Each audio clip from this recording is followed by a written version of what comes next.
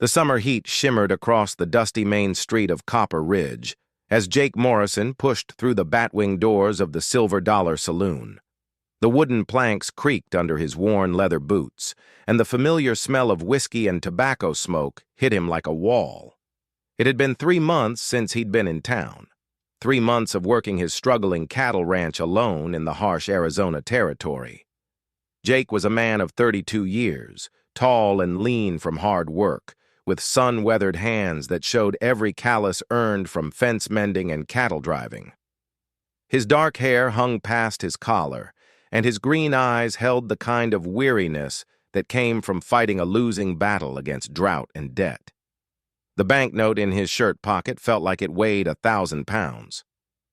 The saloon buzzed with the usual crowd of cowboys, miners, and drifters.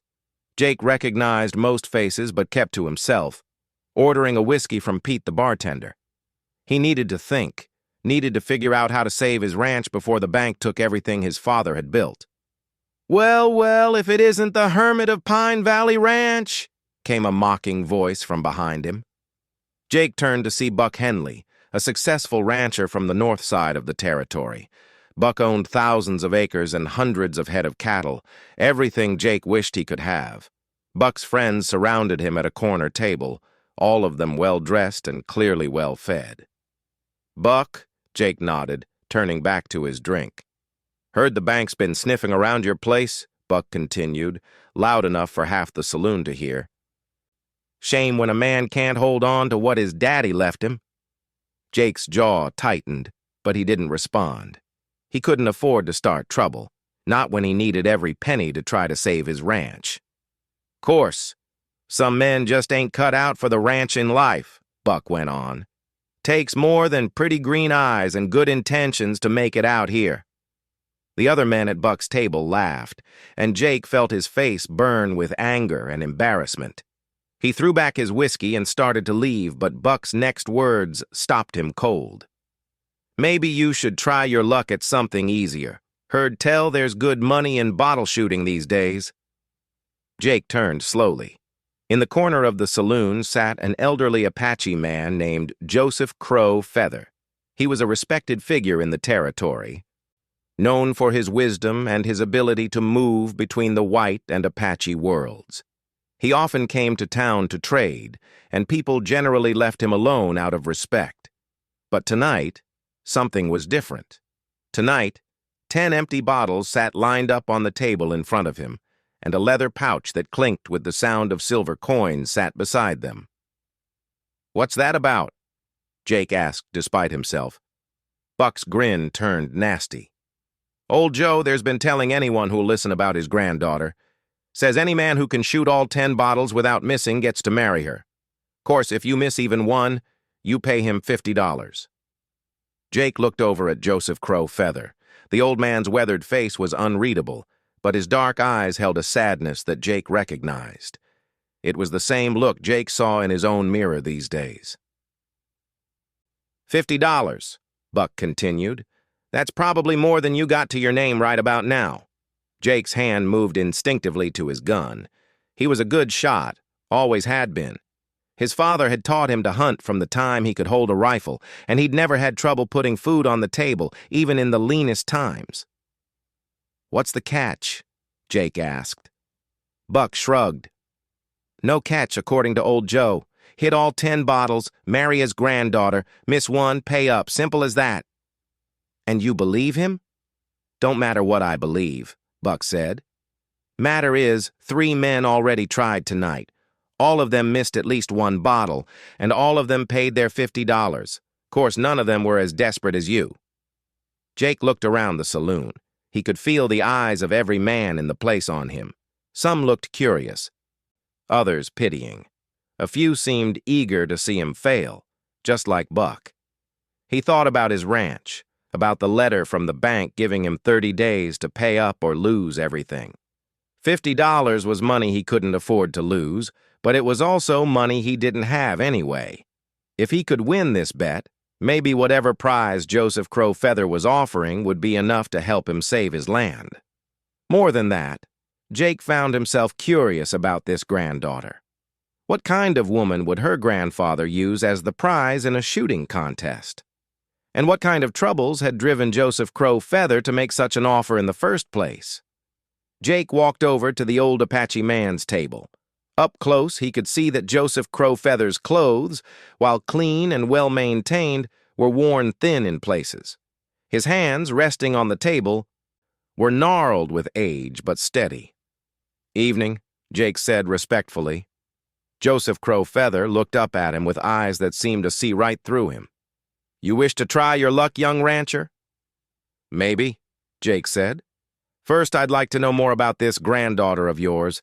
Seems strange to bet a woman's life on a shooting contest."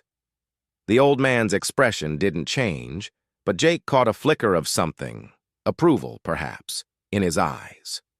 "My granddaughter is called Rising Moon," Joseph Crow Feather said. "She is 23 summers old, and she has no husband because she chooses to have no husband. She is strong-willed and speaks her mind. Many Apache men have asked for her hand, but she turns them all away. So you decided to find her a white husband instead?" "I decided to find her a husband who could provide for her and protect her," the old man corrected. "Color of skin matters less than strength of character." Jake glanced at the bottles lined up on the table. They were standard whiskey bottles, the kind used in every saloon from here to California. Not impossible targets, but challenging enough, especially with the pressure of losing $50 hanging over his head. "What makes you think she'd accept a husband chosen this way?" Joseph Crow Feather smiled for the first time since Jake had approached the table.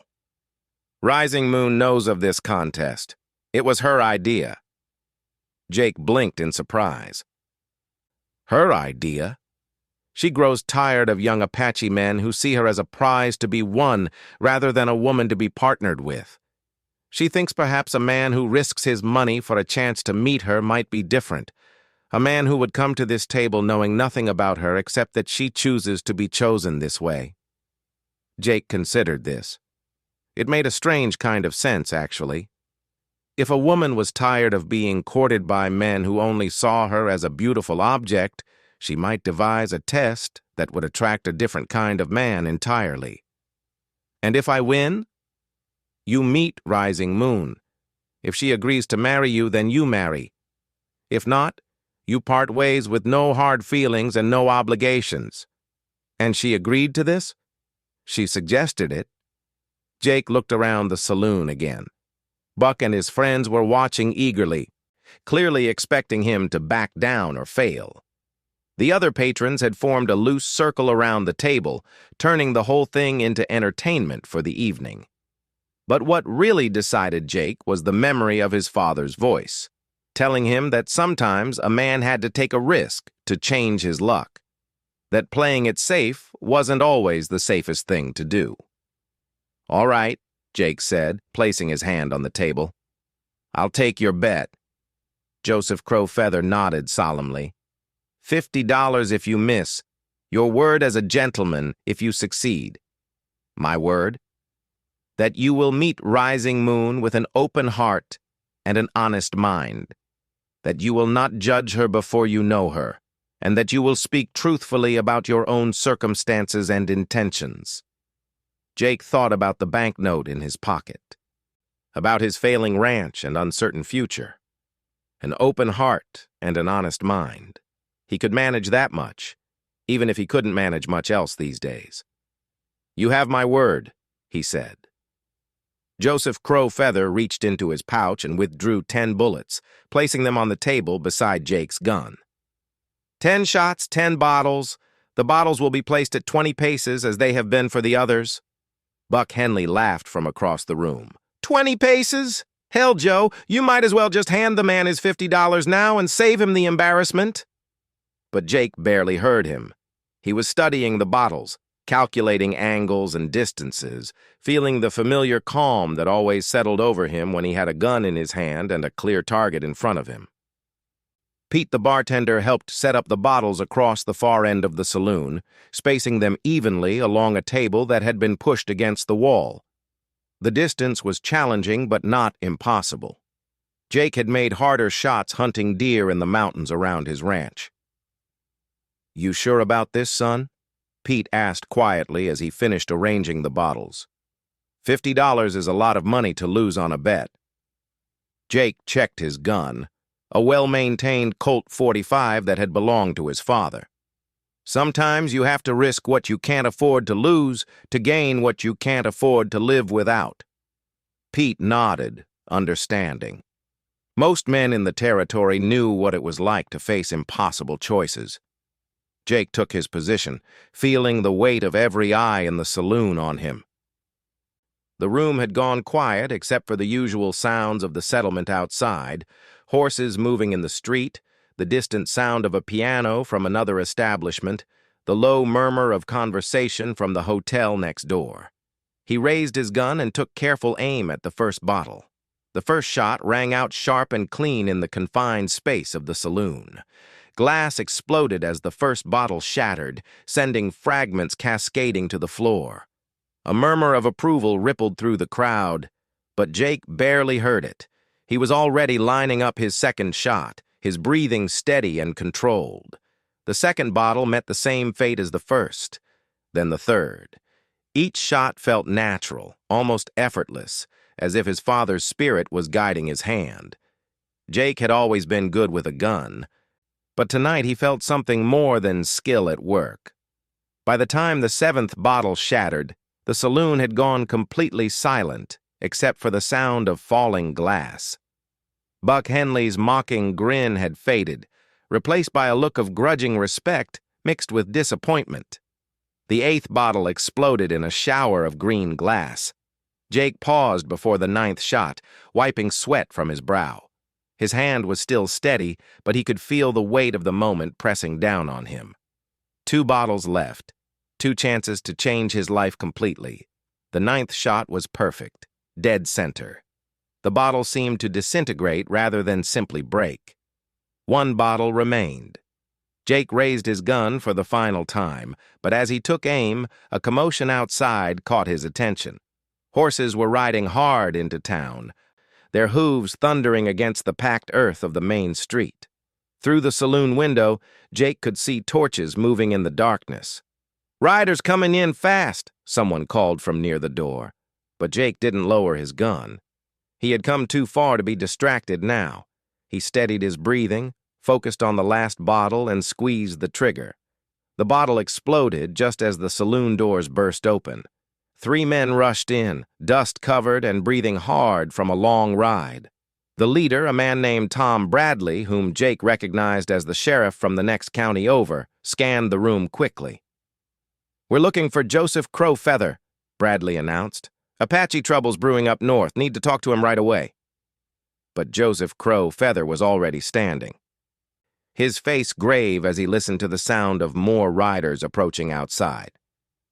"What kind of troubles?" he asked. Bradley glanced around the saloon nervously. "Better if we discuss this private-like. There's been some incidents. Cattle stolen, a ranch house burned. Some folks are saying it's Apache raiders and they're talking about organizing a militia." Jake lowered his gun, suddenly understanding that his successful shooting demonstration might be the least important thing that had happened in this saloon tonight. Joseph Crow Feather's weathered face had gone hard as stone. "My people do not raid cattle," the old man said quietly. "We have kept the peace for 5 years now." "I know that, Joe," Bradley said. "But try telling that to the ranchers who lost their stock. They're angry and scared and angry. Scared men don't always listen to reason." Jake stepped forward. "What exactly happened?" Bradley looked at him questioningly, then at Joseph Crow Feather. The old Apache man nodded. 2 nights ago, someone hit the Double M Ranch north of Prescott," Bradley explained. "Ran off about 50 head of cattle and burned the main house to the ground. Left behind some Apache arrows and a war lance." "Planted evidence," Joseph Crow Feather said immediately. "No Apache would leave his weapons behind after a successful raid." "That's what I figured," Bradley agreed. "But like I said, try telling that to men who've lost everything. There's already talk of riding out to the Apache settlements and demanding justice. Jake felt a chill run down his spine. He'd heard stories of what happened when white militias decided to take justice into their own hands. Innocent people died, and the cycle of violence spun wider and wider until everyone suffered. "How many men are we talking about?" Jake asked. "Maybe 30 so far, but the number's growing. Buck Morrison from over near Flagstaff is organizing them. Says he won't stand by and let Apache raiders destroy honest ranchers." Jake glanced at Buck Henley, who was listening intently to this conversation. Buck Morrison was Buck Henley's older brother, a man with a reputation for settling disputes with his gun rather than his words. "There's more," Bradley continued. "Morrison's got some of the territorial authorities backing him. Says if the Apache don't turn over the raiders within 3 days, he's going to assume the whole tribe is protecting them." Joseph Crow Feather closed his eyes briefly, and when he opened them, Jake saw a deep weariness there. "And where is my granddaughter in all this?" Bradley shifted uncomfortably. "That's what I came to tell you, Joe. Morrison knows about Rising Moon, knows she's not married, and lives somewhat apart from the main Apache settlement. He's saying that maybe she knows something about these raids, maybe she's involved somehow." "That's ridiculous," Jake said before he could stop himself.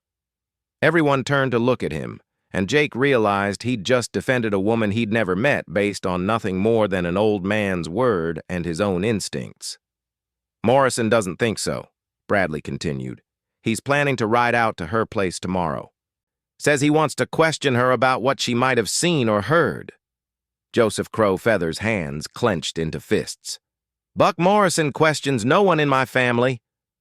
"I don't disagree with you, Joe, but I got 30 angry ranchers ready to ride with him, and I got maybe 6 deputies I can count on. The territorial governor is breathing down my neck to keep the peace, but he's also getting pressure from the Ranchers Association to do something about these raids."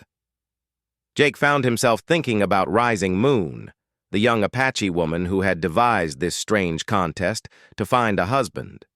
She was out there somewhere, probably unaware that dangerous men were planning to visit her with questions that might quickly turn into accusations. "Where does she live?" Jake asked. Joseph Crow Feather studied him carefully.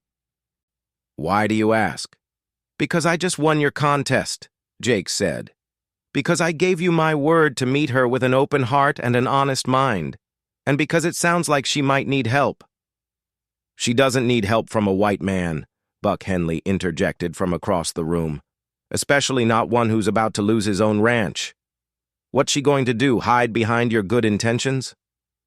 Jake turned to face Buck, his anger finally getting the better of his caution. "At least I'm willing to try to help instead of sitting here listening to gossip and hoping someone else's trouble will make me feel better about my own problems." "Gentlemen," Sheriff Bradley intervened, "this isn't helping anyone." But Joseph Crow Feather was still studying Jake with those penetrating dark eyes. After a long moment, he seemed to come to some kind of decision. "Rising Moon lives in a cabin by Devil's Creek, about 10 miles northeast of here," he said. "She chose to live apart from the main settlement because she values her independence. She has her own horses, her own garden, her own life." "Alone?" Jake asked. "She prefers it that way. But yes, she is alone. And if Buck Morrison and his men ride out there with blood in their eyes—" Joseph Crow Feather didn't finish the sentence, but he didn't need to. Jake made his decision quickly, the way his father had taught him to do when the situation was urgent and the choices were limited. "I'm riding out there tonight," he announced. "If Morrison's planning to visit her tomorrow, she deserves to know about it beforehand." "You don't even know her," Buck Henley protested. "Why would you risk getting involved in Apache troubles for a woman you've never met?" Jake thought about that for a moment. It was a fair question. Why was he willing to ride out into the dangerous territory at night to warn a complete stranger about potential trouble? Maybe it was because he recognized something in Joseph Crow Feather's description of his granddaughter, a strong-willed woman who chose her own path and refused to be treated as a prize to be won. Maybe it was because he was tired of feeling helpless in the face of forces beyond his control. Or maybe it was simply because warning her was the right thing to do, and he'd spent too many nights lately lying awake, wondering if he was still the kind of man his father had raised him to be. "Because I gave my word," Jake said finally. "And because if I was alone and in danger, I'd hope someone would care enough to ride out and warn me." Sheriff Bradley nodded approvingly. "That's decent of you, son. But you should know that riding out there tonight won't be easy. It's rough country in the dark, and there might be other riders out there with less honorable intentions than yours." "I'll take my chances." Joseph Crow Feather reached into his leather pouch and withdrew a small silver medallion on a leather cord. "Show her this," he said, handing it to Jake. "She'll know I sent you. And tell her—" He paused, choosing his words carefully. "Tell her that the old ways and the new ways are about to collide, and she needs to decide which side of that collision she wants to be on." Jake pocketed the medallion, checked his gun, and headed for the door. As he reached for the handle, Joseph Crow Feather called after him. "Jake Morrison." Jake turned back. "You shot well tonight. All 10 bottles, no misses. That makes you a man of your word in my eyes, but meeting Rising Moon safely, that will make you a man of honor." Jake nodded and pushed through the saloon doors into the cool night air. His horse was tied at the hitching post outside, a sturdy bay mare named Copper that had been with him through 3 hard years of ranching. She nickered softly as he approached, as if sensing that they were about to embark on something important. As Jake mounted up and turned toward the northeast trail, he could hear Sheriff Bradley inside the saloon, trying to organize some kind of peaceful solution to the brewing conflict. But Jake suspected that by tomorrow night, talking might not be enough to prevent bloodshed. The ride to Devil's Creek would take him through some of the most dangerous territory in Arizona, rocky canyons where ambushes came easy, and desert flats where a man could be seen for miles in the daylight, but could easily lose his way in the dark. But as Jake spurred Copper forward into the darkness, he found himself thinking less about the dangers of the trail and more about the woman he was riding to warn. What kind of person chose to live alone in the wilderness? What kind of woman devised a shooting contest to find a husband but then insisted on the right to refuse the winner? Most of all, what would Rising Moon think of a near stranger riding up to her cabin in the middle of the night with warnings about angry ranchers and questions about Apache raids? Jake supposed he'd find out soon enough.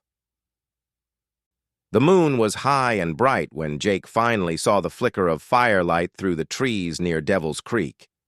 He'd been riding for 2 hours through increasingly difficult terrain, following a trail that seemed to disappear and reappear at will.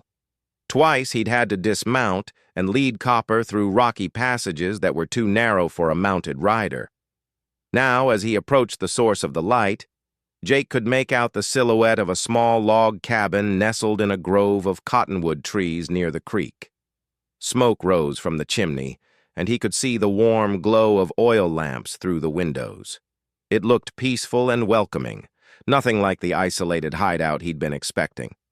Jake dismounted about 50 yards from the cabin and led Copper forward on foot. He didn't want to startle the woman inside by riding up unannounced in the middle of the night. As he got closer, he could hear the sound of the creek bubbling over stones and the soft nickering of horses from a corral behind the cabin. He was still 20 yards from the front door when a voice called out from the darkness to his left. "That's far enough, stranger. State your business." Jake stopped immediately, his hand moving instinctively toward his gun before he caught himself. The voice had been distinctly female, but carried an authority that made it clear she meant what she said. "I'm looking for Rising Moon," Jake called back. "I have a message from her grandfather, Joseph Crow Feather." There was a moment of silence, then the sound of footsteps moving through the brush. A figure emerged from behind a large boulder, and Jake got his first look at the woman he'd ridden through the night to warn. Rising Moon was not what he'd expected. She was tall for a woman, probably close to his own height, with long black hair that hung loose past her shoulders. She wore practical clothes, leather pants, and a cotton shirt, and moved with the confident grace of someone completely comfortable in the wilderness. In her hands, she held a rifle that she clearly knew how to use. But it was her face that struck Jake most. She was beautiful, certainly, but it was a strong beauty, the kind that came from inner confidence rather than delicate features. Her dark eyes studied him with an intelligence that made him feel as if she was reading his thoughts. "You're the rancher from Pine Valley," she said after a moment. It wasn't a question. "You know who I am? Word travels fast in the territory. A white rancher takes my grandfather's shooting contest and hits all 10 bottles. People talk about things like that." She lowered her rifle slightly but didn't set it aside. "What's this message you're supposed to deliver?" Jake reached into his pocket and withdrew the silver medallion Joseph Crow Feather had given him. Rising Moon's expression shifted when she saw it, becoming more serious but less suspicious. "My grandfather sent you here tonight?" "He did. There's trouble coming, and he wanted you to know about it." Rising Moon gestured toward the cabin. "We should talk inside. But I should warn you, I don't invite many men into my home. Don't mistake my hospitality for anything more than it is." "Understood." She led him to the cabin, her rifle still in her hands, but no longer pointed in his direction. The interior was neat and comfortable, with handmade furniture and Apache decorations mixed with practical items like oil lamps and cooking utensils. A fire burned low in the stone fireplace, and Jake could smell coffee brewing.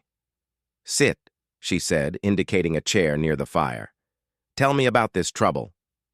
Jake explained about the raid on the Double M Ranch, about the Apache weapons left behind, and about Buck Morrison's plan to organize a militia.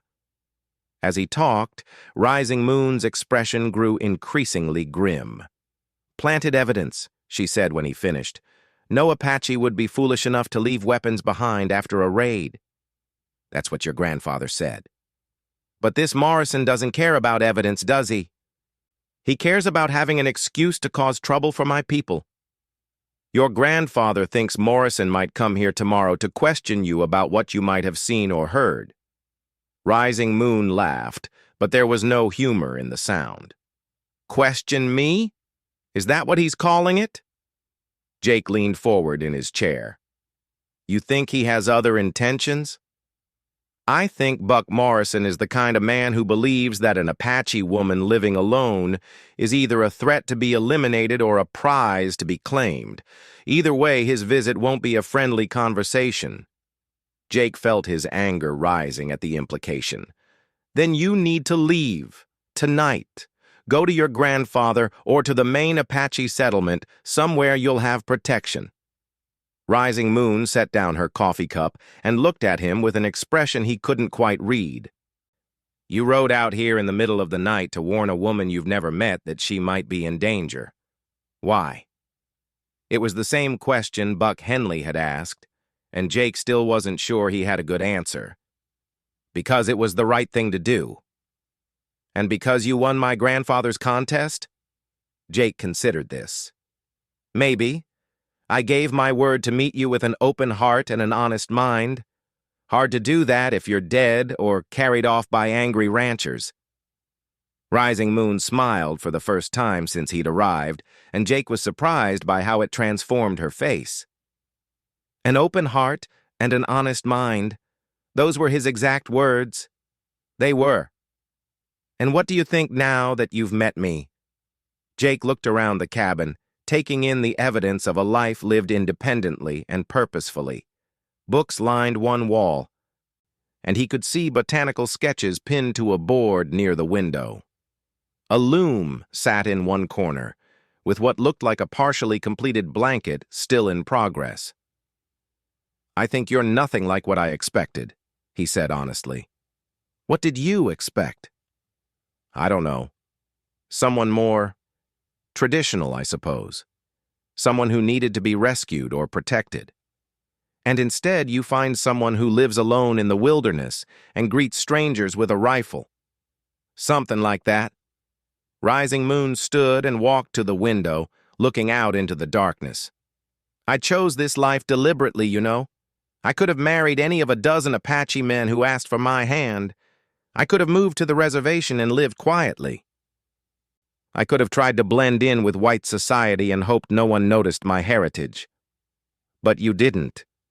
I didn't. I chose to live on my own terms, in my own place, by my own rules. And now Buck Morrison wants to take that choice away from me. Jake joined her at the window. Not if we don't let him. She turned to look at him, one eyebrow raised. We? You saved my life tonight by riding out here to warn me. That makes you my ally, whether you intended it or not. I didn't save your life. I warned you about potential trouble. Same thing, if Morrison's intentions are what you think they are. They stood in comfortable silence for a moment, both looking out at the moonlit landscape around the cabin. Jake found himself thinking about how different this was from what he'd imagined when he took Joseph Crow Feather's bet. He'd expected to meet a young Apache woman who might or might not agree to marry him. Instead, he'd found someone who challenged every assumption he'd had about women, about Apache people, and about what it meant to live with courage in a dangerous world. There's something else, Rising Moon said quietly. Something I should tell you before you decide whether you want to be my ally. What's that? I think I know who really raided the Double M Ranch. Jake turned to face her fully. Who? 3 days ago, I was out checking my trap lines near Skull Canyon when I saw a group of riders moving cattle through the ravines. White men, but they were dressed like Apache raiders. War paint, feathers, the whole show. You're sure they were white? I was close enough to hear them talking. One of them I recognized, Tommy Fletcher, who used to work for Morrison until they had some kind of falling out last year. Jake felt pieces clicking into place. Fletcher's staging Apache raids to give Morrison an excuse to organize his militia. That's what I think. The question is, what are we going to do about it? Jake thought about this. If Rising Moon was right, then Morrison wasn't just planning to harass Apache settlements. He was planning a war based on a lie he'd helped create. We need proof, he said finally. Your word against Morrison's won't be enough to convince anyone, especially if racial tensions are already running high. Agreed. But how do we get proof? Jake walked back to his chair and sat down heavily. The magnitude of what they were facing was starting to sink in. They weren't just dealing with a case of mistaken identity or overheated emotions. They were dealing with a deliberate conspiracy to start a conflict that could engulf the entire territory. Where do Fletcher and his men hole up? Jake asked. There's an old mine shaft about 5 miles south of here. Abandoned silver mine that played out years ago. I've seen smoke from their campfires. If we could catch them with stolen cattle or with the Apache disguises, we might have enough evidence to expose Morrison's scheme, Rising Moon finished. Jake nodded, but he was already seeing problems with this plan. It's dangerous. If Fletcher and his men are willing to stage raids and burn ranches, they won't hesitate to kill anyone who threatens to expose them. Everything worth doing is dangerous, Rising Moon said simply. The question is whether you're willing to do it. Jake looked at this remarkable woman who'd just proposed that they risk their lives to prevent a war. She was nothing like what he'd expected when he took her grandfather's bet, and everything he'd hoped to find without realizing he was looking for it. I'm willing, he said, but I have a condition. What's that? If we do this, if we expose Morrison's scheme and prevent this war, I want you to consider my proposal. Rising Moon tilted her head. What proposal? Marriage. To me. The reason I took your grandfather's bet in the first place. She studied his face in the firelight. You want to marry me? You barely know me. I know enough. I know you're brave enough to live alone in the wilderness and smart enough to see through Morrison's deception. I know you care enough about your people to risk your life to protect them, and I know you're strong enough to speak your mind to a stranger with a gun." Jake paused, then continued more quietly. "And I know that if we're going to face dangerous men and dangerous times, I'd rather face them with you than alone." Rising Moon was quiet for a long moment, and Jake couldn't tell what she was thinking. Finally, she spoke. "If we survive the next few days," she said, "I'll consider it. But first, we have to make sure there's still a world left worth living in." Jake nodded. It was more than he'd dared to hope for when he walked into the Silver Dollar Saloon earlier that evening. "Then let's get started," he said. Outside, the night was still and peaceful, but Jake knew it was the kind of peace that came before storms. By tomorrow night, everything would be different. Either they would have succeeded in exposing Morrison's conspiracy, or they would be dead or on the run. But as he looked at Rising Moon preparing supplies for what they both knew would be a dangerous mission, Jake realized he'd never felt more alive. For the first time in months, he had a purpose beyond simply surviving, and a partner who was every bit as committed to that purpose as he was. The game had changed entirely from what he'd expected when he took Joseph Crow Feather's bet. But as Rising Moon handed him a rifle and met his eyes with determination blazing in her own, Jake realized he wouldn't change a thing. Tomorrow, they would ride toward the abandoned mine and whatever waited for them there. Tonight they were allies, partners, and perhaps something more. And that was enough.